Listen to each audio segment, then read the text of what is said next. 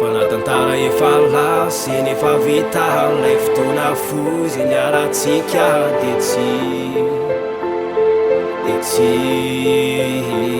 tsy mety hadino to tsy mampino hoe anao le sarompanina no hoe hiodina ôtrin'ny tandrimo no handeha mafy sy hirimorimo dia nefa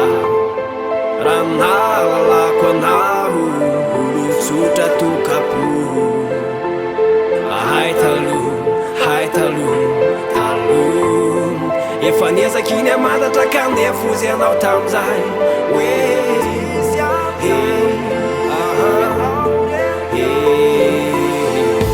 ôtrin'ny hoe dia mahatsiaro anao ihany aho na dia zaho ilay masinao zay mangany hano ilay setonao rehefa tomanitsaro ianao le saka keliko talo saka kely mpanafinao Mpangalam-pihinana etsero dia vitanao tokoa dia vitanao mony amipaka itipaka amin'ny fitiavako anao zay lalipaka verivery mony te aka nefa zana rehetra zany nataoko toy ny tsapa fa tsapako tokoa fa ny fitiavanako dino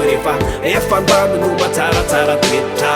dia ny sipandray no mitady ovretra dia ny sipandray no milefa le fa maninona nefa fa maninona no taotsinotsinona rehefa fitiavana fa maninona no any am'tizy ianao no miatefa nefa ngeroleno tsy tananao faralana eny dia ravan-tsika elany le rony moly ianao rehefa egny voadona rehefa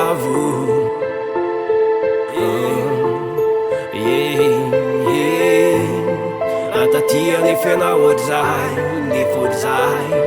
ohatr'izay karakaraiko notsaiko lay nataoko toy ny andrina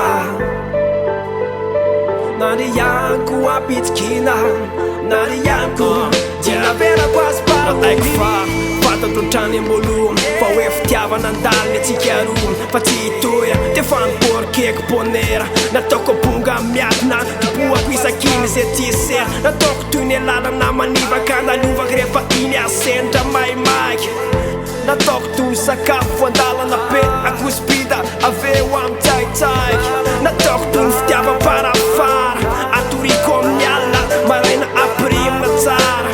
dia samy miala tsisy palala tsisy kimalalala tsisy koa dia tsisy bety fa aleo mihinana kely toy zay mandro fotsy defa sava fa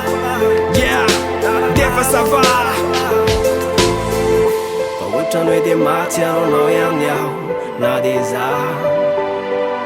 varina dia varina tokoa mieritreritra ny lasa zay niarahana ny fananiana ôtrin'ny hoe dia ianao foana no mitoetra sy lona ao anatiko ao anatiko